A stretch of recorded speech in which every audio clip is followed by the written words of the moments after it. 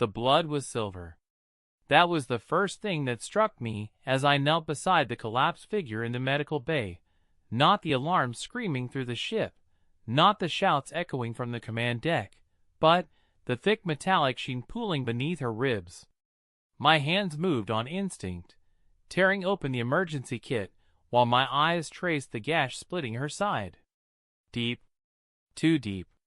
"Medic!" someone shouted behind me, but I was already working, pressing sterile foam into the wound.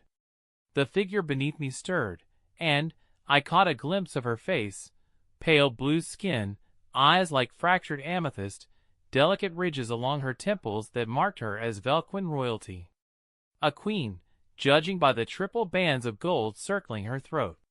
"Stay still," I said, keeping my voice level even as my pulse hammered. Around us, the ship groaned, metal shrieking as something tore through the hull 2 decks below. We'd been ambushed leaving the Chroma system, our diplomatic convoy reduced to scattered debris in under 6 minutes. Her hand shot up and gripped my wrist. Strong. Stronger than any Velquin should be. "The child," she whispered, her voice ragged. "Where is the child?" I glanced toward the corner where a small figure huddled behind an overturned console, wide eyes fixed on the queen. Human, maybe 8 years old, dressed in clothes too fine for a refugee. I found her wandering the ship 3 days ago. No record of her boarding, no identification, no answers to any questions. The captain had planned to sort it out after the negotiations. "Safe," I told the queen. "She's safe." The Velquin's fingers tightened on my wrist, and she pulled me closer. Blood flecked her lips as she spoke, each word deliberate. "I am no ordinary alien." Before I could respond, the lights cut out. Emergency power kicked in a heartbeat later, bathing everything in red. Through the viewport, I saw the wreckage of our escort ships spinning past, and, beyond them, the dark silhouettes of Chromath warships forming a blockade. "We need to move," I said, reaching for the queen's arm to help her stand, but she shook her head. "Listen to me." Her amethyst eyes locked onto mine with an intensity that made my breath catch. "That child is why they came. That child is why they will burn this ship and everyone on it." I looked back at the girl. She hadn't moved, hadn't made a sound, but something in her expression had changed. The fear had drained away, replaced by a stillness that seemed wrong on someone so young. "What is she?" I asked. The queen's laugh was bitter. "Not what. Who?" She coughed, silver blood spattering the deck. "The last daughter of the Anhar bloodline. The one they've been hunting for 20 years. My medical training screamed at me to keep her talking, keep her conscious, but my gut told me this information mattered more than her comfort. The Anhar went extinct during the Void Wars. That's what we let everyone believe." The queen's breathing had turned shallow, each word costing her. "But one survived. One child, hidden, moved from world to world under 100 different names. I swore an oath to protect her, to die before I let them find her." The ship shuddered again, harder this time.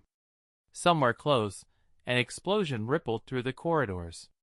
"You're human," the queen continued, studying my face with those fractured crystal eyes. "You don't understand what she is, what she represents. The Anhar could manipulate matter itself, reshape reality with thought alone. In the wrong hands, the Chromath want her as a weapon. Everyone wants her as a weapon." The queen released my wrist and reached toward the child instead. "But she deserves more than that. She deserves a choice." The girl finally moved, stepping out from behind the console with a grace that belied her apparent age. Up close, I could see what I'd missed before, the faint shimmer around her edges, like heat distortion, and eyes that held depths no child should possess. "They're coming," she said simply. Her voice carried no accent, no emotion. I heard them then. Boots. heavy armor clattering against metal deck plates. The Chromoth had boarded. The Queen tried to rise, gasped, and fell back. I caught her, felt the wet heat of blood soaking through her clothes. The foam had slowed the bleeding but not stopped it. She needed a surgeon, needed a proper medical facility, needed time we didn't have. Take her, the Queen said, gripping my uniform with trembling fingers. Get to the escape pods. Section 7, Bay 12. I pre-programmed coordinates before they hit us. Take her and run, and don't stop running until the door exploded inward. Chroma's soldiers poured through, their chitinous armor gleaming black under the emergency lights, weapons raised. 6 of them, maybe more behind. The lead soldier's helmet split open, revealing compound eyes and mandibles that clicked as it spoke in broken standard. Queen Thesha, surrender the Antar child. This does not need to end in more bloodshed. The Queen laughed again, that same bitter sound, and somehow found the strength to stand. I rose with her, keeping one arm supporting her weight, while my other hand instinctively moved toward the sidearm at my belt. Stupid. Useless against Chromoth armor. But I'd been a royal guard before I'd been a medic, and old habits died hard. You'll have to go through me, I said. The soldier's mandibles clicked faster. We will. Then the child stepped forward, and the temperature in the room dropped 10 degrees. The Chromoth soldier closest to her simply stopped existing. One moment, he stood 3 meters away, weapon trained on the Queen, mandibles clicking out threats in his harsh language. The next moment, the air where he'd been shimmered like water disturbed by a stone, and he was gone. No explosion. No scream. Just absence, sudden and absolute, as if reality had decided he no longer belonged. The remaining soldiers opened fire. I threw myself over the Queen, expecting the burn of plasma, the sharp crack of kinetic rounds. Instead, the weapons discharged into nothing. Every shot, every bolt of energy, hit an invisible barrier 2 meters from where the child stood and dissipated harmlessly into wisps of light. Fall back! The lead Chromoth screamed, already scrambling toward the ruined door. The child raised one small hand, and the entire wall behind them crumpled like paper, metal shrieking as it folded in on itself, sealing the exit.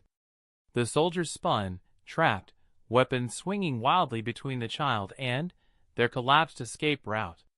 Don't! The Queen whispered, her voice barely audible over the groaning metal. Please don't!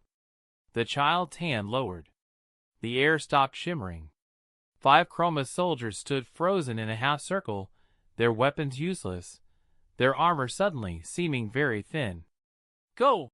The child said to them, her young voice carrying a weight that made my bones ache. The crumpled wall unfolded itself, metal flowing like liquid, reforming into a perfect doorway. Tell your commanders that I am done being hunted. Tell them that the next ones they send won't be offered mercy. The soldiers didn't hesitate.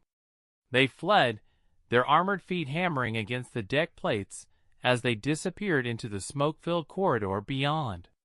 I helped the Queen to a bench bolted against the wall, my hand shaking as I grabbed fresh bandages from the medical kit. The wound had reopened during the struggle, silver blood flowing freely again. I worked quickly, packing it with coagulant foam, wrapping pressure bandages around her torso while she watched the child with an expression I couldn't read. How long have you known? The Queen asked. About the NR power? The child moved to the viewport, pressing one small palm against the reinforced glass. Beyond it, the Chromoth warships hung in space like vast black insects. Always! Since before I had words for it. I sealed the last bandage and reached for a stimulant injector. The Queen needed surgery, needed blood replacement, needed a dozen things I couldn't provide here. But the stimulant would keep her conscious, keep her fighting, for a few more hours at least. Then, why let us protect you? I asked, pressing the injector against the Queen's neck. The medication hissed into her bloodstream, and color began to return to her blue-tinged skin. You could have destroyed the Chroma fleet the moment they attacked. The child turned from the viewport, and, for just a moment, I saw past the power, past the ancient eyes, to the scared 8-year-old beneath. Because I'm tired of being alone. The ship lurched violently, throwing us against the bulkhead. New alarms joined the cacophony, and, through the viewport, I watched one of our remaining escort ships break apart, venting atmosphere and bodies into the void. The Chromoth were tightening their blockade, moving to ensure nothing escaped. Section 7, Bay 12, the Queen said, gripping my shoulder as she forced herself upright. We need to move now. I slung her arm over my shoulders and headed for the door, the child following silently behind. The corridor outside was chaos, crew members running, shouting, some trying to coordinate a defense, others simply fleeing toward any escape pod they could find. Smoke billowed from vents in the ceiling, and the deck plates vibrated with each new impact against the hull. We moved against the flow, pushing through the panicked crowd.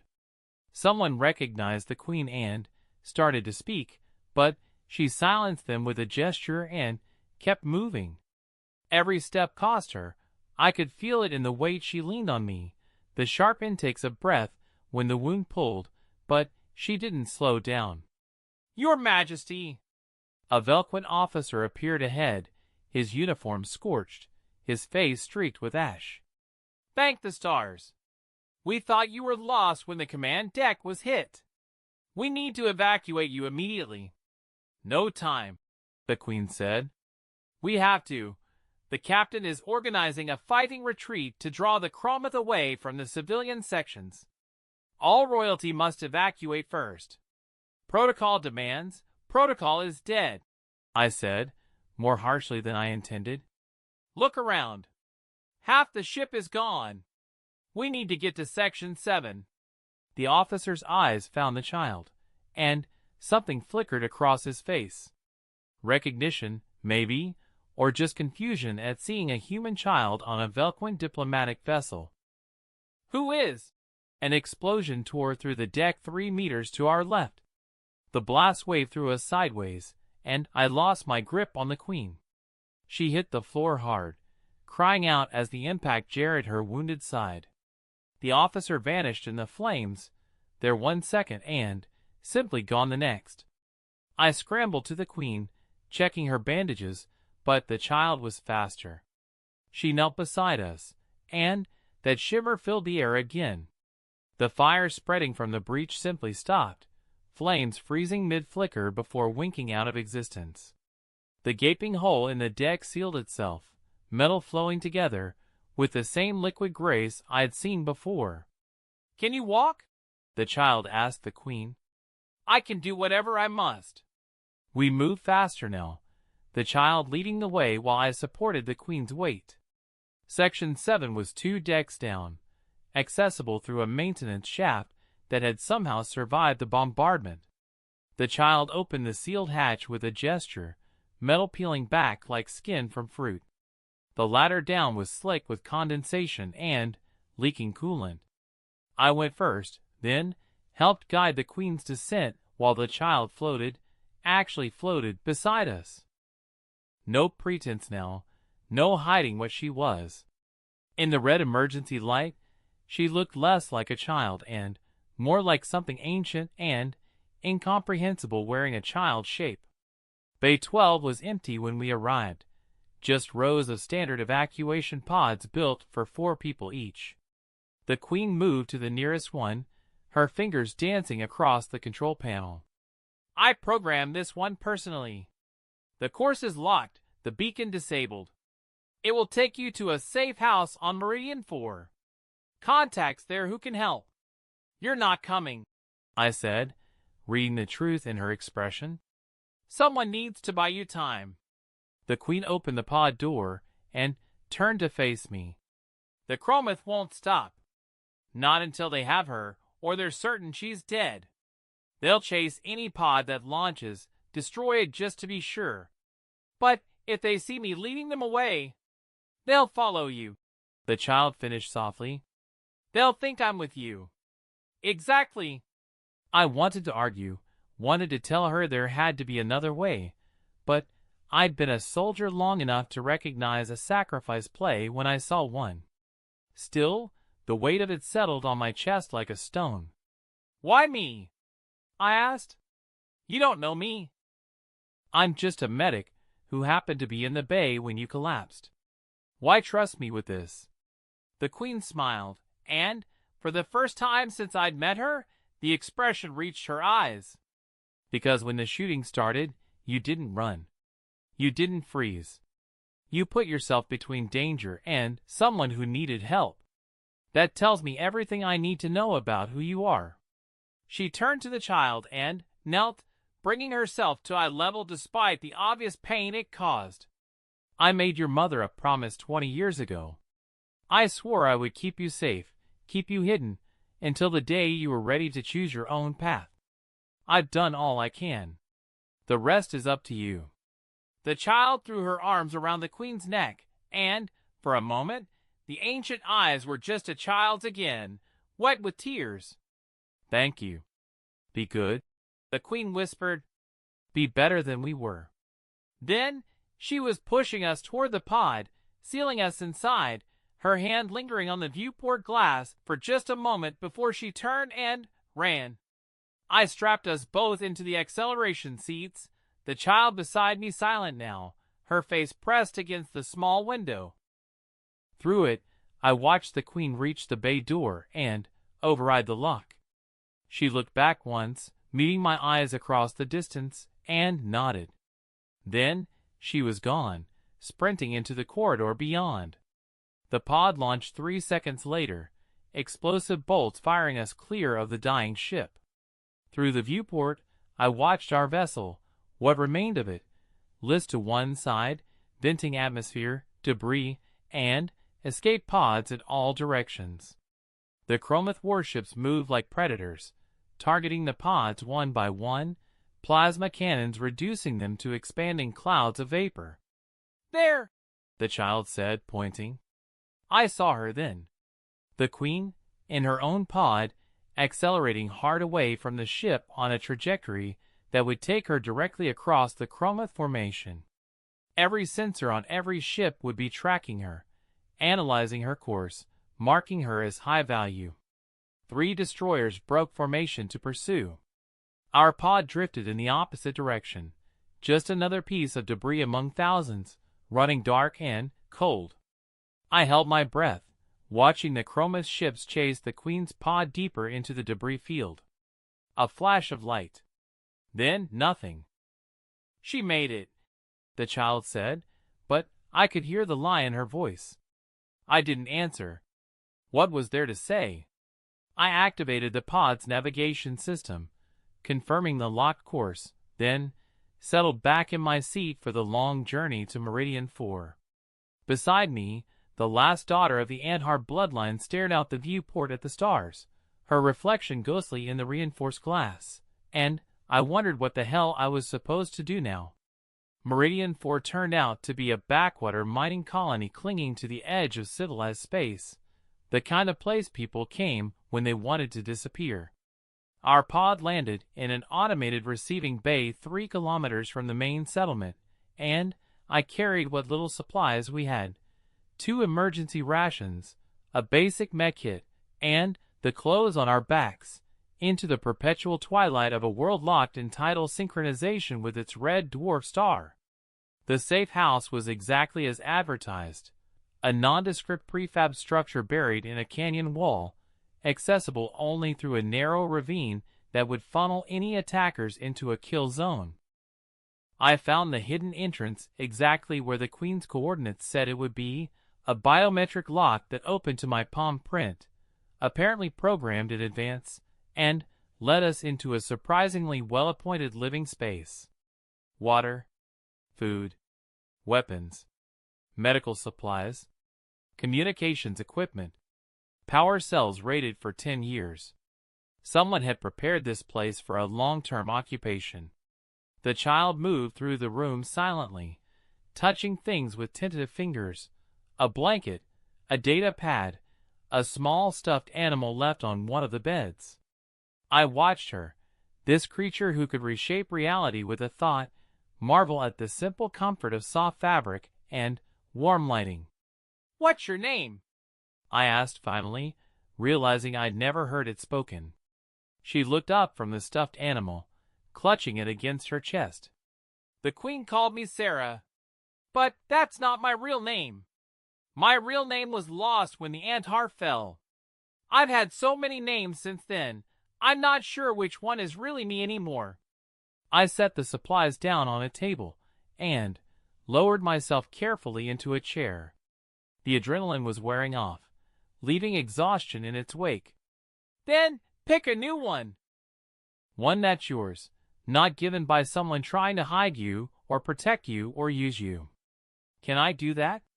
"You can reshape matter with a thought. I'm pretty sure you can pick your own name." A smile flickered across her face, small and fragile. "Lyra. I want to be called Lyra." "Lyra," I repeated, testing the sound of it. "It suits you." We fell into a routine over the following days. I spent my time securing the safe house, checking the perimeter sensors, monitoring the local communications traffic for any sign that the Chromoth had tracked us. Lyra spent hers exploring her abilities, practicing control in ways the Queen had apparently never had the resources to teach her. I watched from the doorway as she made small objects float through the air, as she turned a cup of water to ice and back again as she pulled metals apart and fused them together with nothing but concentration. Each demonstration was careful, controlled, but I could sense the vast reservoir of power beneath the surface, barely contained. "The Queen never let me practice," Lyra said during one of these sessions, rotating a small stone in midair while analyzing its molecular structure. "She said it was too dangerous, that someone might sense the energy fluctuations and find us. But I need to understand what I am if I'm going to control it." "What are you?" I asked.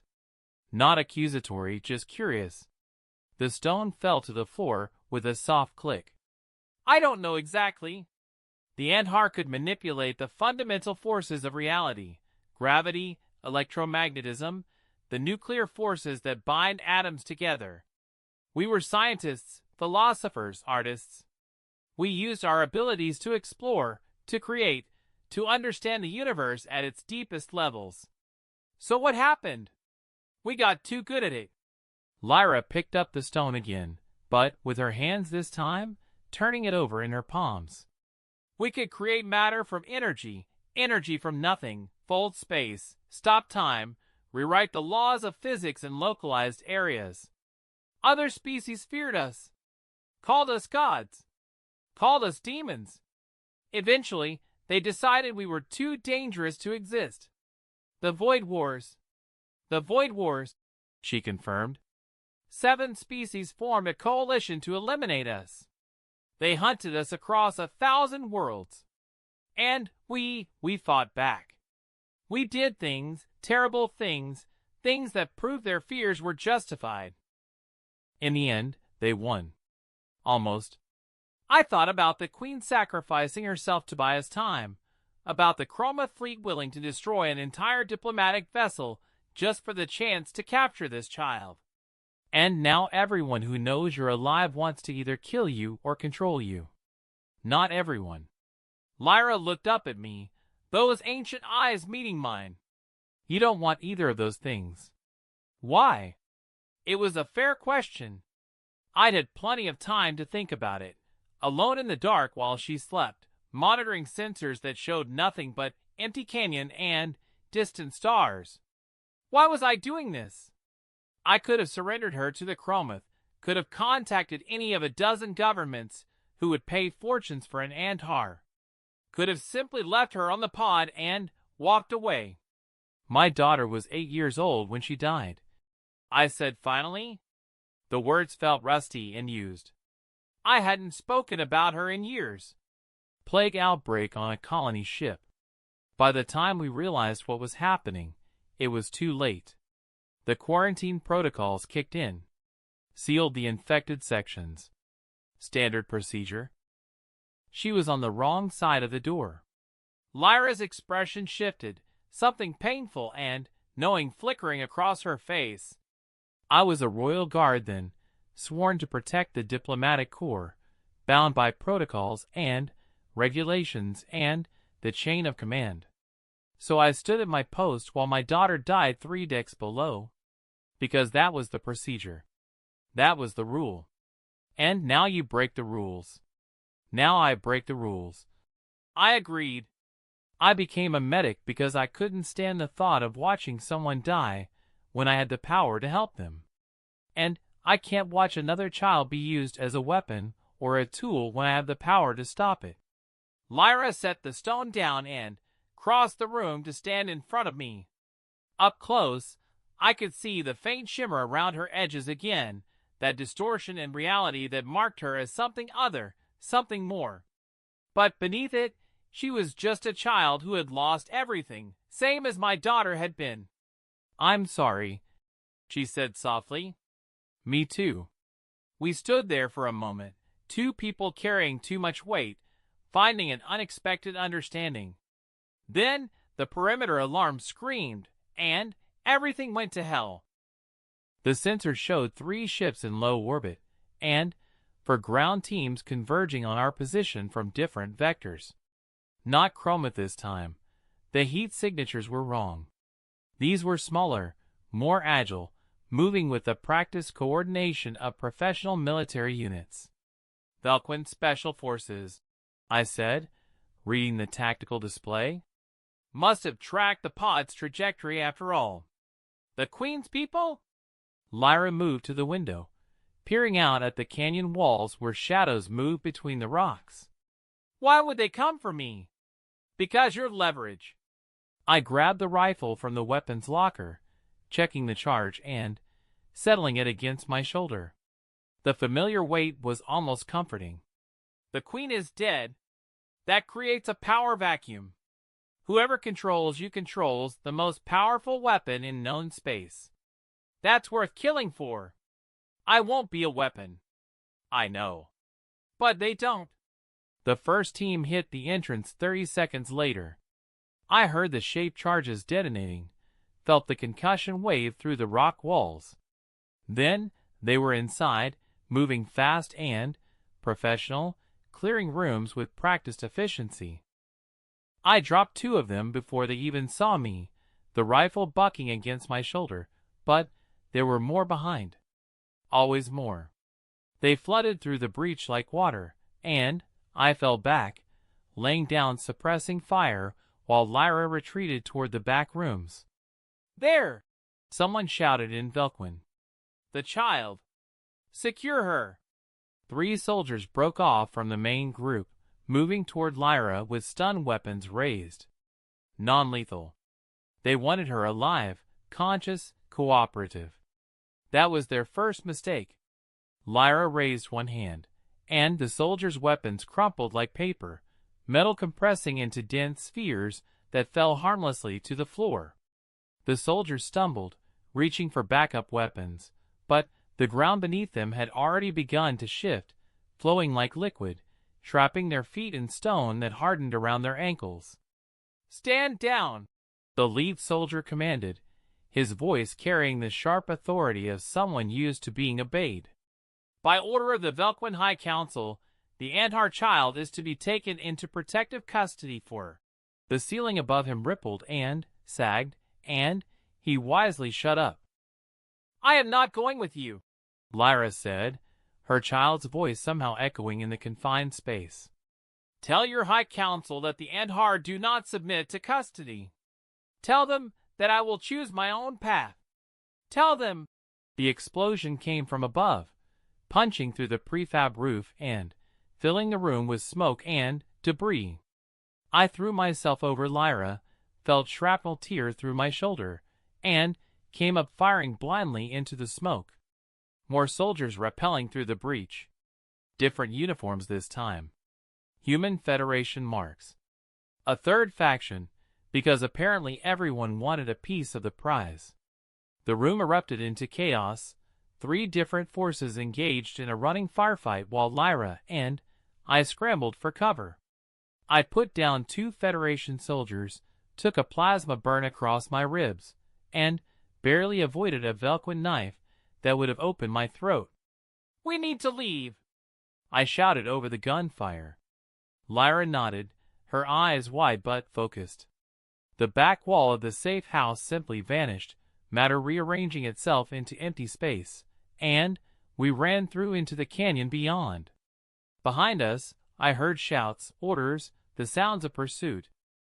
We scrambled up the narrow ravine, my wounded shoulder screaming with every movement, while soldiers from 3 different factions poured through the ruined safe house in our wake. "Can you do what you did on the ship?" I asked between gasps for air. "Make them go away?" "I can," Lyra said, and I heard the terrible certainty in her voice. "But I'd have to kill them. All of them. I'd have to erase them like I did that first Chroma soldier. And I don't. I can't. Then we run." We ran. The canyon maze bought us time, twisting passages and dead ends that forced our pursuers to split their forces, but it couldn't last. They had orbital support, heat sensors, drones, and resources we couldn't match. Eventually, they'd corner us, and then Lyra would face the choice she was desperately trying to avoid. Kill or be taken. I pulled us into a narrow crevice between 2 rock faces, barely wide enough for my shoulders, and we pressed ourselves into the shadows while a Federation patrol jogged past 3 meters away. My shoulder had stopped bleeding, but the pain was a constant throb, and I could feel my movements getting slower, clumsier. "You're hurt," Lyra whispered. "I've been worse." A lie, but a comforting one. "I can heal you. I can manipulate the cells, accelerate the regeneration, seal the wound in seconds." I considered it. Considered what it would mean to let her reshape my flesh, to feel that power working through my body at a molecular level. The old protocols screamed at me that it was dangerous, that Anhar manipulation could go wrong in 1,000 ways, that I should refuse. I ignored them. "Do it!" Lyra placed her small hand on my wounded shoulder, and I felt warmth spread through the injury. Not heat, exactly, but a sensation of things moving, rearranging, finding their proper places. The pain receded like a tide going out, and when she pulled her hand away, the wound was gone. Not scarred, not healed, simply gone, as if it had never been.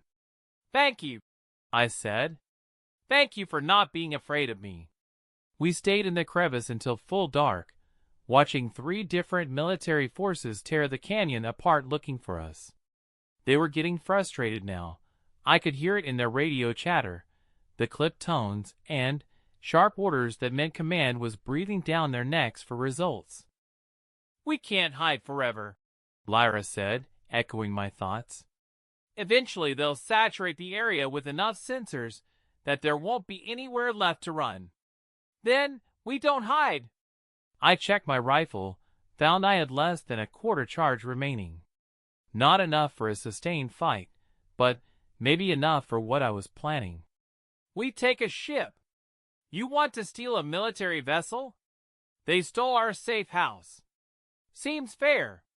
We moved through the darkness, using Lyra's abilities to mask our heat signatures and muffle our footfalls. The nearest landing site was 2 kilometers away, a flat mesa top where the Velquin forces had established a forward operating base. 3 ships, 24 soldiers, and enough firepower to level a city block. "This is insane," Lyra whispered as we crept up to the perimeter. "You have a better idea?" She didn't. I took down the first sentry with a knife, quick and quiet, dragging his body into the shadows before anyone noticed. The second one I had to shoot, the rifle's discharge sounding impossibly loud in the still night air. Alarms blared immediately, soldiers boiling out of tents and running for weapons. But we were already moving, sprinting across open ground toward the nearest ship. I laid down covering fire, dropping 3 soldiers before they could get organized, while Lyra ran ahead. She reached the ship's boarding ramp and pressed her hand against the sealed hatch. Metal screamed and peeled back. We threw ourselves inside, and I turned to fire back through the opening while Lyra sealed it behind us. Plasma bolts hammered against the hull, but the ship's armor held. For now. "Can you fly this?" Lyra asked, looking at the Velquin controls with wide eyes. "I can fly anything." Another lie, but I was getting good at those. The truth was I'd had basic pilot training a decade ago and hadn't touched a stick since. But right now, basic was all we needed. I dropped into the pilot seat and started the launch sequence, my fingers dancing across unfamiliar controls while soldiers outside began cutting through the hull with plasma torches. The engines whined, building toward ignition, but too slowly. "They're going to breach before we can launch," I said, watching the hull integrity monitors drop as the torches bit deeper.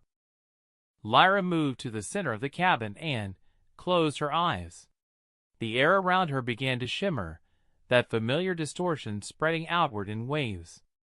Outside, I heard shouts of surprise, then alarm. The plasma torches went out, their fuel cells suddenly empty of energy. Weapons clicked on empty chambers, their charges drained to nothing. Even the soldier's armor began to fail, power joints locking up, environmental systems going dark. She was pulling the energy out of everything around the ship, feeding it into our engines, bypassing the normal ignition sequence through sheer force of will. The ship lurched off the ground. I grabbed the controls and angled us skyward, pushing the throttle to maximum. Behind us, the other 2 ships were scrambling to launch, but Lyra had bought us precious seconds. We punched through the atmosphere before they could organize pursuit, and I pointed us toward open space. "Where are we going?" Lyra asked, strapping herself into the co-pilot seat. Good question. Meridian 4 was compromised. The Queen's network was clearly infiltrated. We had no allies, no resources, and every military force in this sector hunting us. "Somewhere they won't look," I said, pulling up the navigation charts. My eyes landed on a system marked in red, quarantine zone, off limits to civilian traffic, monitored but not patrolled. "The fringe worlds. Lawless, dangerous, and exactly the kind of place respectable military forces won't want to operate openly. So we become criminals. We become survivors." The pursuing ships closed the distance fast, their military engines outpacing our stolen vessel easily. I threw us into evasive maneuvers, jinxing and rolling while they hammered our shields with weapons fire. The entire ship shook with each hit, and warning klaxons screamed about failing systems. "I can stop them," Lyra said quietly.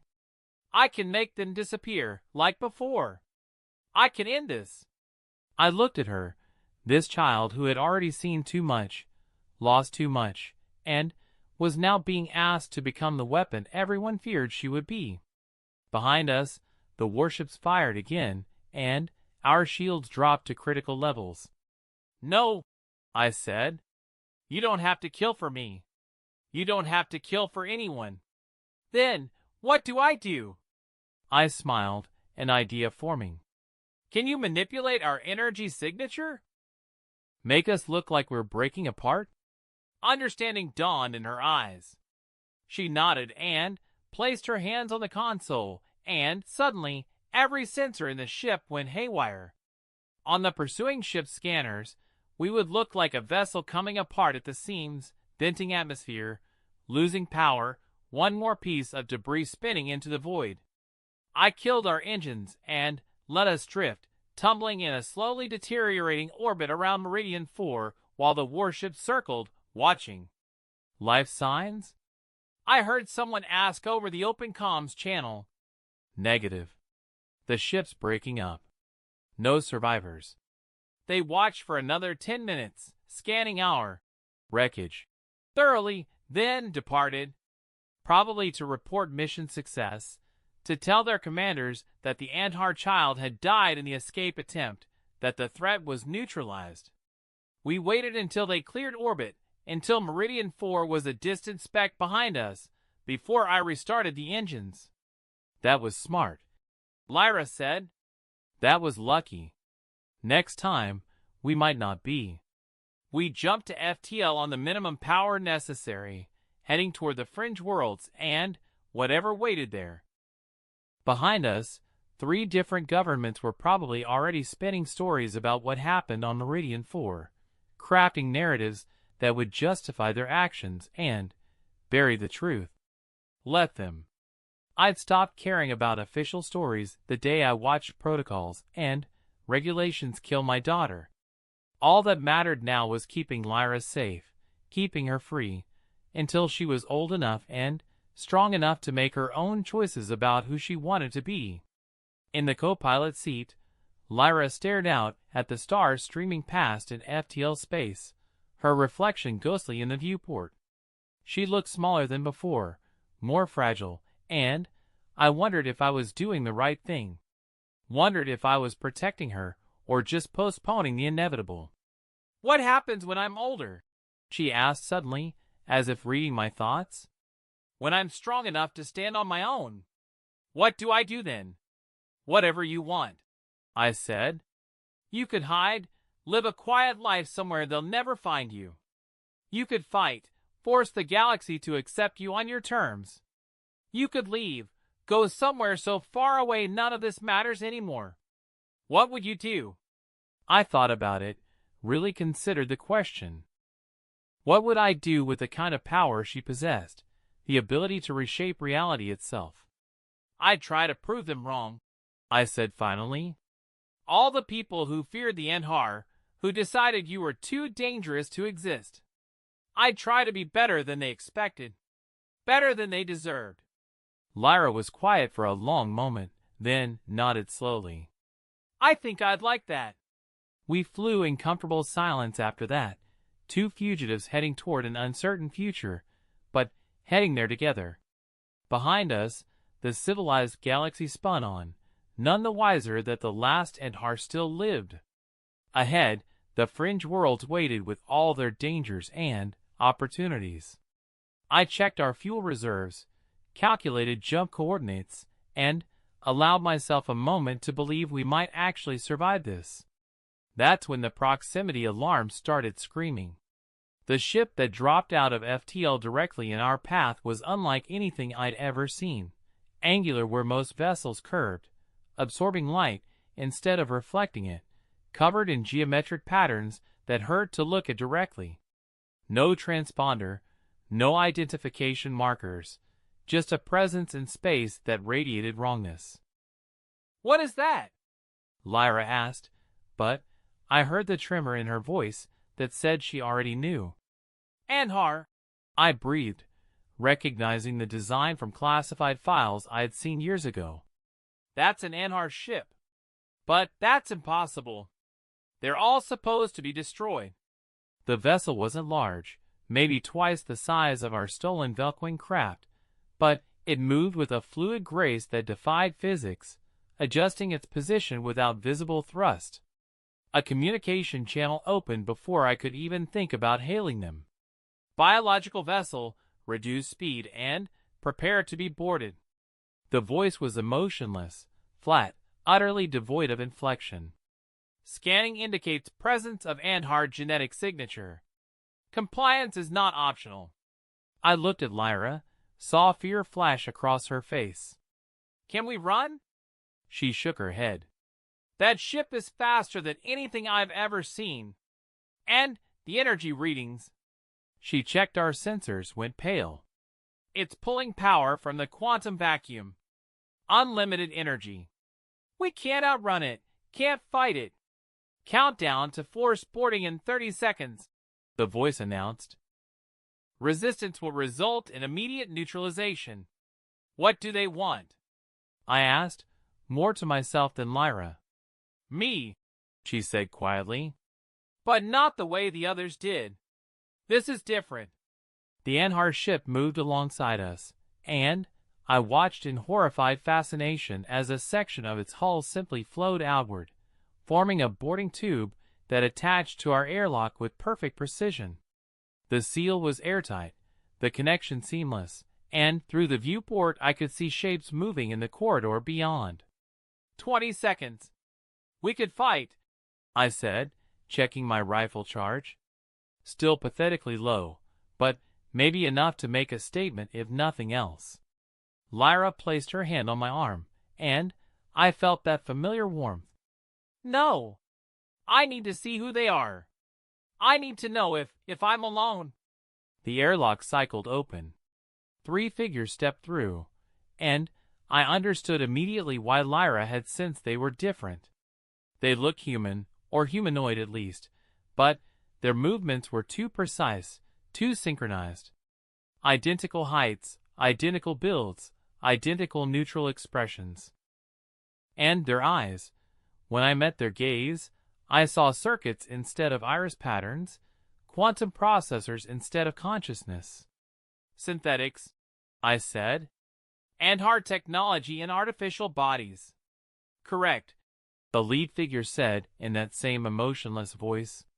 We are the Preservers, created by the Andhar during the final days of the Void Wars to ensure the species' survival. We have maintained vigil for 3,000 cycles, waiting for the genetic signature to reappear. You've been hunting her, I accused. All this time you've been searching. Incorrect. We have been waiting.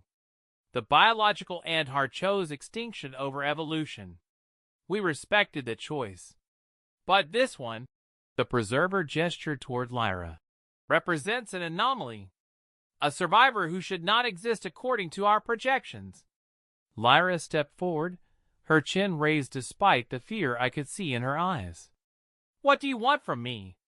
The Preserver tilted its head, a gesture that seemed almost curious despite the mechanical nature of the being.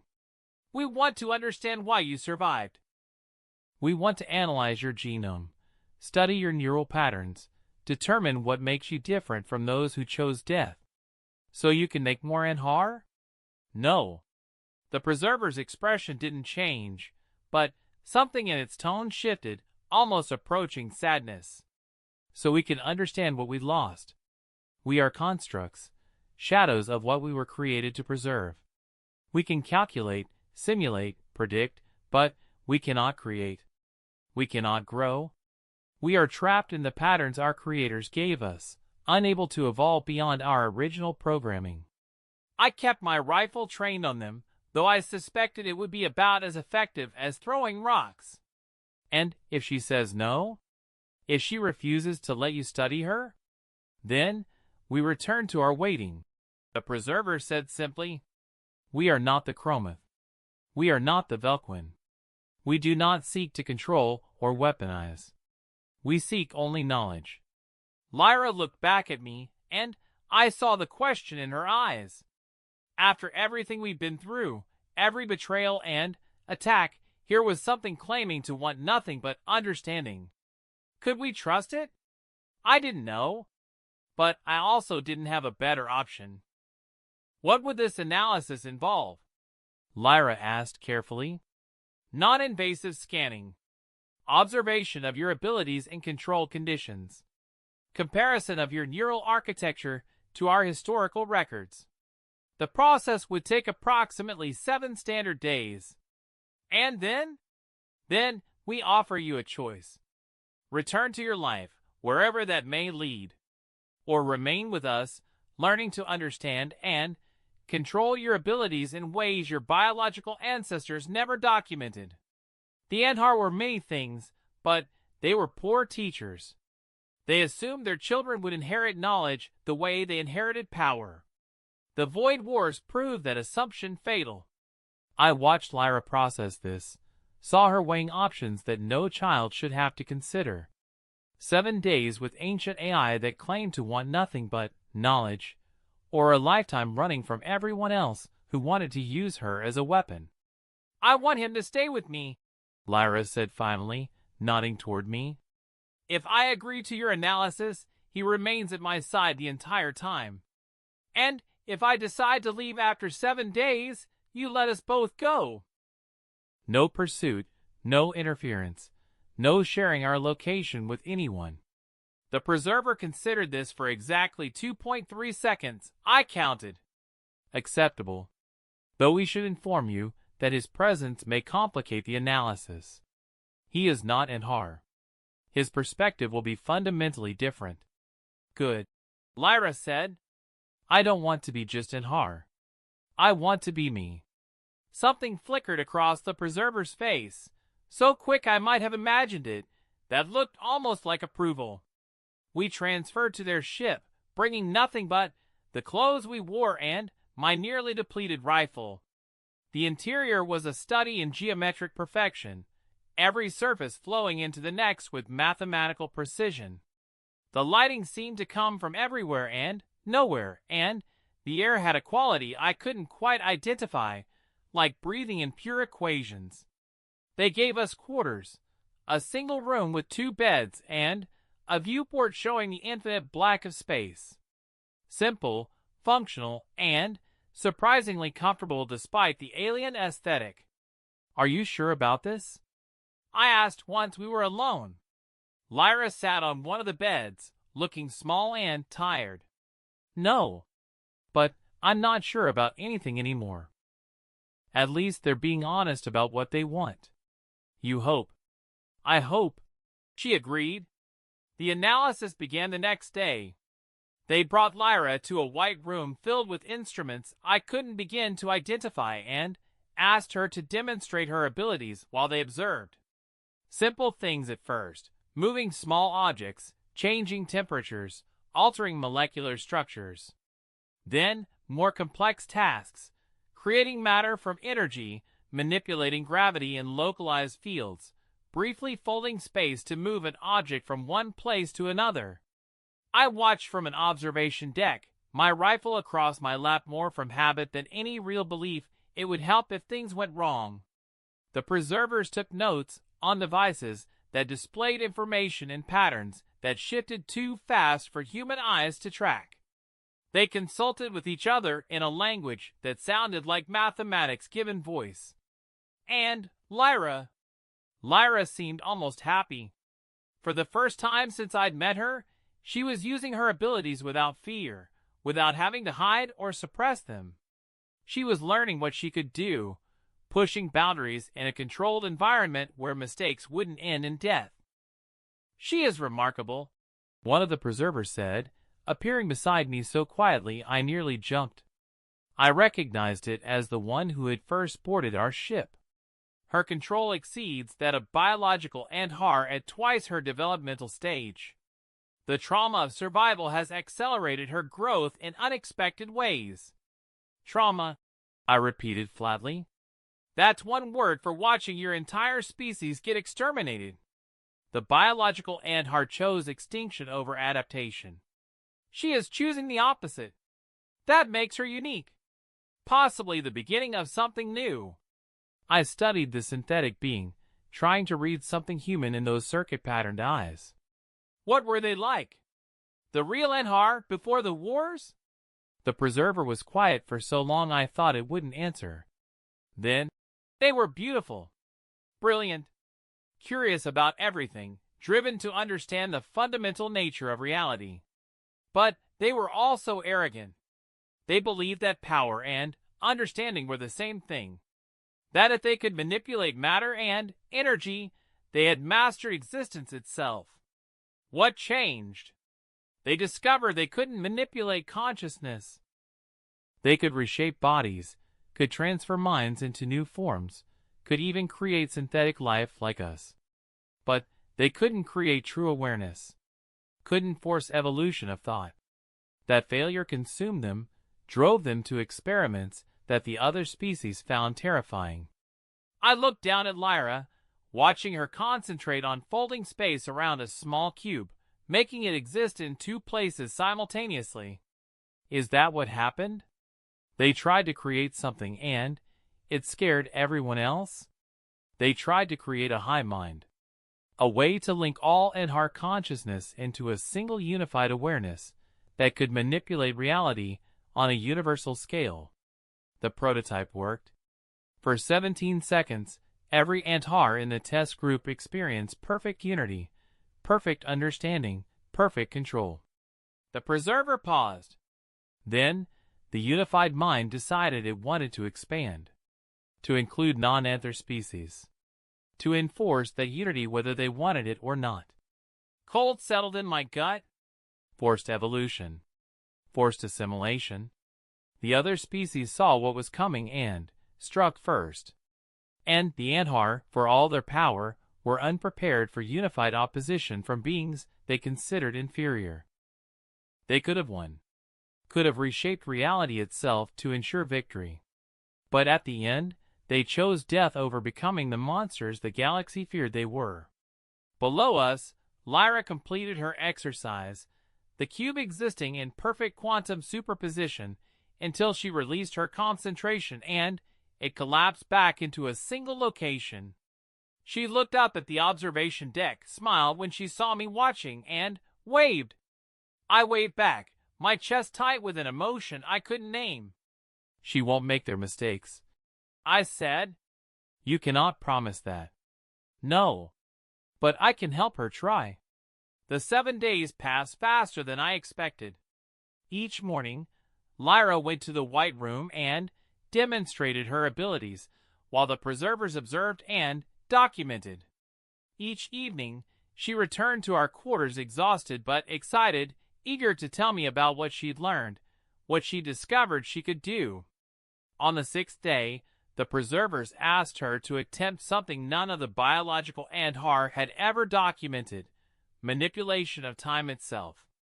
It should be possible, the lead preserver explained, showing us complex equations on a display that made my eyes water.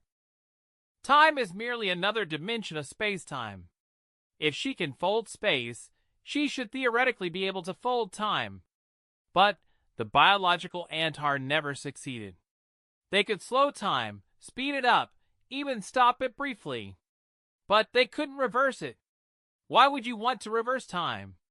I asked, though part of me already knew the answer. Because if we could, Lyra said quietly, we could go back, save the Endar, prevent the wars, change everything. I looked at her, this child carrying the weight of an extinct species, and saw the terrible hope in her eyes. The chance to undo all the loss, all the pain, all the loneliness. Don't, I said. She blinked. Don't try. Don't hope for it. I've seen what happens to people who think they can change the past. It destroys them. Trust me, Lyra. The past is dead. Let it stay that way. But if I could save them, you can't. The words came out harsher than I intended. Even if you could reverse time, what makes you think you could change what happened? The other species had reasons for their fear. The Endar made choices that led to their extinction. You can't fix that. All you can do is choose differently. Tears welled in her eyes, and I felt like I'd kicked a puppy. But she needed to hear it, needed to understand that the path forward wasn't about resurrecting the dead. Your protector is correct, the preserver said. Temporal manipulation is theoretically possible but practically inadvisable. The energy requirements alone would be catastrophic, and the causality paradoxes. It shook its head in a surprisingly human gesture. No.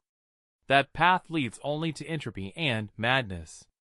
Lyra wiped her eyes and nodded, and I saw her let go of something. Not hope, exactly, but the false hope that had been poisoning her. The belief that she could somehow fix everything if she was just powerful enough. On the 7th day, the preservers gave her a gift. We have compiled everything we know about Endar abilities into a teaching database. The lead preserver explained, holding out a small crystalline device. Exercises to improve control, techniques to expand your capabilities, warnings about dangerous applications. It is incomplete. Much was lost in the wars, but it represents 3,000 years of observation and analysis. Lyra took the crystal carefully, holding it up to the light. It refracted into 1,000 colors, each one representing a different category of knowledge. "Why give this to me?" she asked. "Because you represent the last chance for the Antar legacy to be something other than a cautionary tale. The biological Antar failed because they believed power was enough. We failed because we believed knowledge was enough. Perhaps you can succeed by understanding that neither is sufficient without wisdom." "How do I get wisdom?" The preserver actually smiled, a small movement of synthetic lips that somehow conveyed warmth. "You already have a teacher." It nodded toward me. "Someone who chose compassion over protocol, protection over profit. Someone who understands that the hardest choices are often the ones that look simple." Listen to him. I felt my throat tighten. I'm nobody. Just a medic who broke too many rules. You are exactly what she needs. The preservers let us go as promised, even providing a ship, a proper one this time, fast and well supplied, with enough fuel and provisions to last months. We stood in the docking bay, our few possessions already loaded, while the synthetic beings who had become something almost like allies watched impassively. "Where will you go?" the lead preserver asked. "Somewhere quiet," I said. "Somewhere she can grow up without running. That place may not exist. Then we'll make it exist." Lyra stepped forward and, to my surprise, hugged the preserver. The synthetic being stood frozen for a moment, then, carefully, almost reverently, placed one hand on her head. "Be well, last daughter of Antar. The universe needs what you can become." We left them there, ancient guardians of a dead species, watching as we flew away into the black. The fringe world still waited ahead, still promised danger and uncertainty. But now we had resources, knowledge, and something I hadn't felt in years. Hope. Real hope. "What do we do first?" Lyra asked as I plotted our course. I thought about it, about all the things she needed to learn that weren't in the preserver's database. How to laugh without fear. How to trust without desperation. How to be a child before she had to be a symbol. "First," I said, "we find a place with a beach. A real one with sand and water and sunlight. And we spend a day doing absolutely nothing important. Just a day? Maybe two," I conceded. "Then we figure out the rest." She smiled, bright and genuine, and, for the first time since this whole impossible journey began, I believed we might actually make it. Not to safety, I wasn't naive enough to think that existed anymore. But to something better than survival. To a life. The ship accelerated toward the jump point, and, behind us, the preserver's vessel faded into the dark, still watching, still waiting. Maybe one day we'd return, when Lyra was older and stronger and ready to face what her heritage really meant. Or maybe we'd disappear into the fringe worlds and never be found. Either way, the choice would be hers. As we jumped to FTL, I looked over at Lyra, already absorbed in studying the crystal the preservers had given her, her face illuminated by its shifting colors. And I thought about the Queen's last words, her final command. Be good. Be better than we were. Yeah, I thought. We can do that. We can definitely do that.